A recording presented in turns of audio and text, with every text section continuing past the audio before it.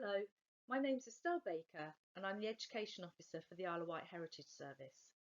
This video is going to investigate some of the incredible patterns that have been found on Anglo-Saxon artefacts from the Isle of Wight. I hope that this video will help you to design some of your own Anglo-Saxon inspired patterns. The Anglo-Saxon period covers a period from 410 AD, when Britain was no longer protected by Rome, until the Battle of Hastings in 1066. It's sometimes called the Dark Ages, but historians now prefer to call it the early Middle Ages or early medieval period. It was called the Dark Ages because for the first few hundred years there are few written records, and those that we do have about the period were written hundreds of years afterwards.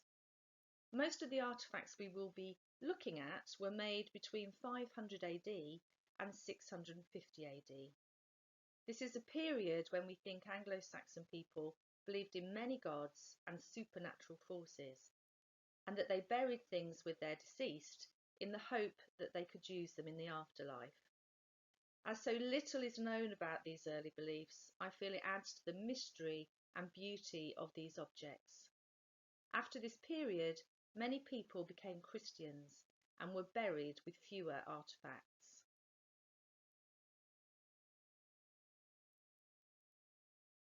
The patterns we will look at include snakes, bears and birds.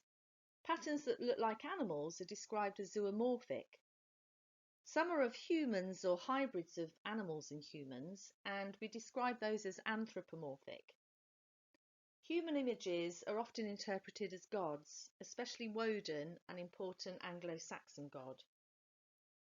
Here we have a replica of a drinking horn that was found in a small Anglo-Saxon cemetery where Carisbrooke Castle is today. Only the silver rim of the drinking horn and the decorated gilded copper alloy strip survived. The horn itself had completely rotted away. According to Tanya Dickinson, the decoration includes a crouching animal man, and this is an extremely unusual design. If we have a look, we can see a mouth here, a cheek and an eye.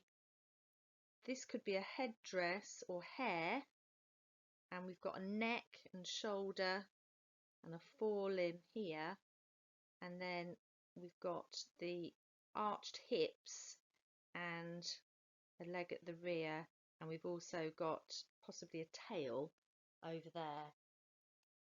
We think that it dates from around the year 510 to 530 AD, and similar patterns have been found on items from Jutland and Kent. The foil pattern on the drinking horn was made by hammering it into relief from the reverse side. This is called repoussé work. These intricate designs are thought to be based on myths, and perhaps by having these fantastic creatures on artefacts, people thought that they would act as guardians and be protected. The hybrid animals might also represent crossing from the natural to the supernatural world. The type of jewellery people wore and the designs on them may also have been related to a person's status or the community that they belong to. In the south of England, objects with humans and animal designs tend to be made of high status, expensive materials such as garnet, enamel, glass, silver or gold. This bucket was found in the same grave as the drinking horn. It's 17 centimetres high and 16 centimetres wide. The wood has rotted away and just the metal remains. The straight-sided bucket would have been made from yew planks held together by 5 hoops of tinned bronze joined by 2 uprights. The handle was iron and fixed on the bucket by decorated mounts. The decorations have a mane and ears like a lion or possibly a bear, but the face looks more human. Similar buckets in Britain and France are dated to the 5th century, and this bucket was about 100 years old when it was buried. It's also been repaired, so perhaps it was a treasured family heirloom. It may have been used for drinking beer out of. fragment of a very rare type of Anglo-Saxon quoit or ring brooch that was worn immediately after the Roman period. The brooch has a repetitive C-scroll design with an outer border composed of zigzag patterns and pellets or dots. This type of brooch is mostly found in Kent and southern England.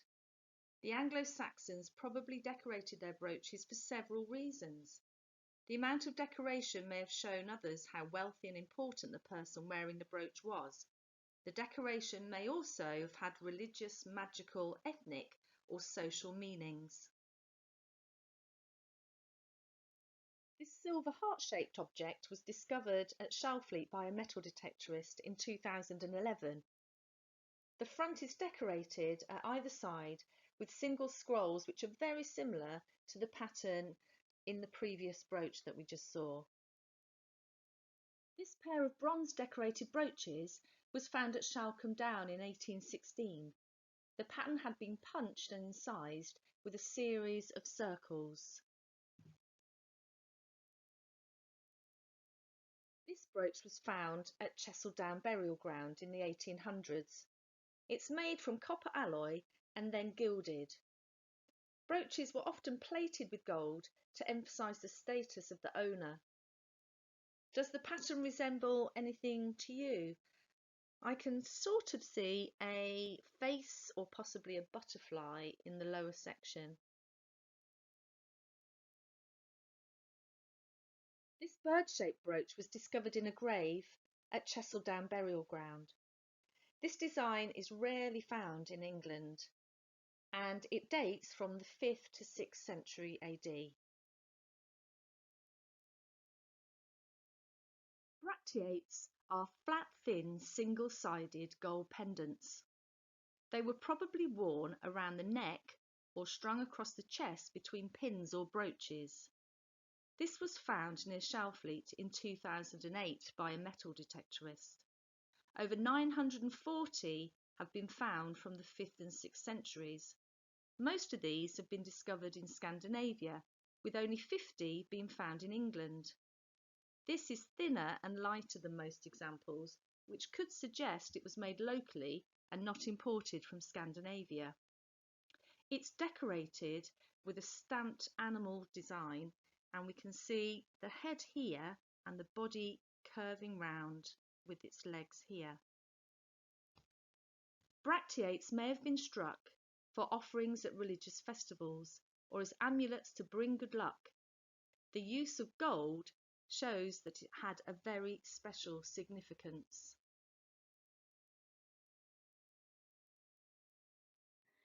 This stunning silver gilt square-headed brooch is one of the finest examples that has ever been found.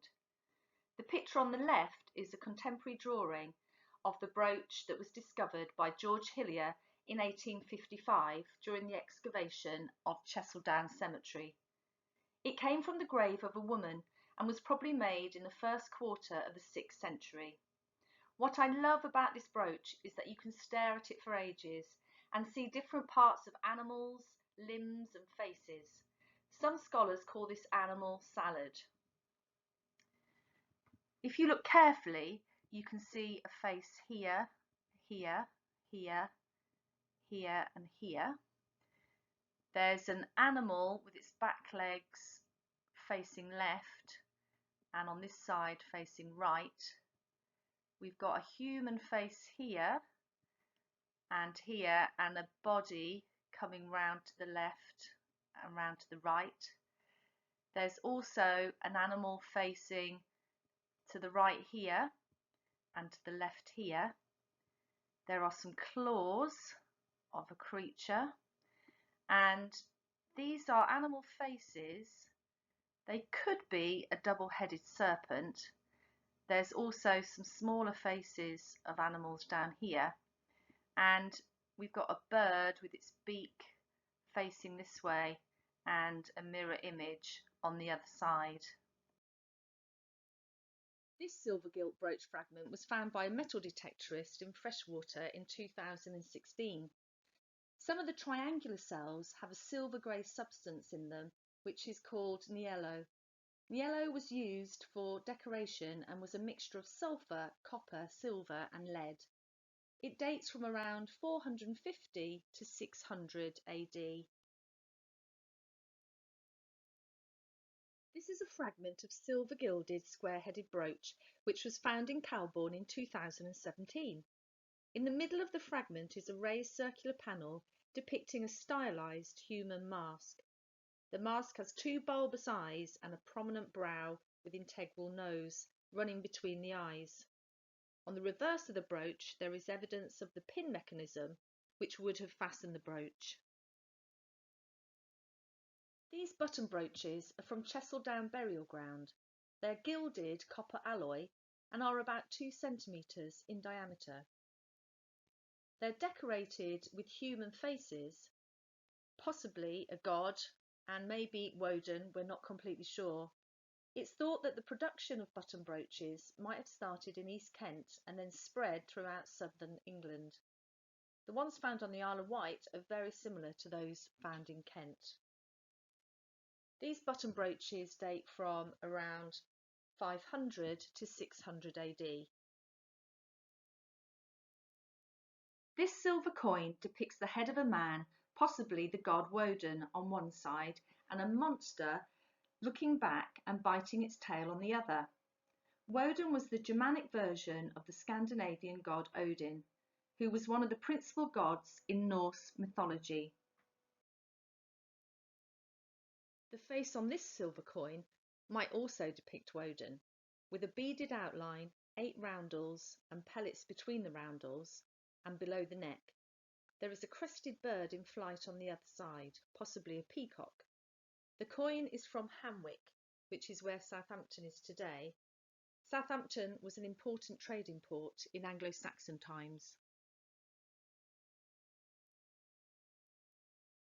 Anglo-Saxon sword pommels could also be very highly decorated. This one was found in the vicinity of Shalfleet. It's decorated with animal patterns. There are worn traces of interlocking triangles along the top border and the side. The pommel was originally designed as a stop to prevent the sword slipping from the hand. Pommel means little apple. Found near Bryston in 2009, this silver hooked tag consists of a flat circular head decorated with a Greek-style cross over 2 concentric circles. The shape of the cross and circles are formed by small punch marks. These Anglo-Saxon hooked tags were used as fasteners on bags, purses and clothing. From 597 AD, when a monk called Augustine was sent to persuade King Ethelbert to become Christian, the population of England slowly became Christianised too. Decorative items with crosses on them became more common after this time. This item dates from 800 to 1000 AD. This last item is from the 11th century, towards the end of the Anglo-Saxon period. It's a pommel from a dagger and it was found at Appuldurcombe Down. It's decorated with zoomorphic patterns that look like serpents or dragons. The pommel has been made in an Anglo-Scandinavian style. Very few artefacts relating to the Vikings have been found on the Isle of Wight. This is thought to be an object indicating trade rather than belonging to a Viking warrior. I hope you've enjoyed looking at these artefacts and that you now feel inspired to create some of your own patterns.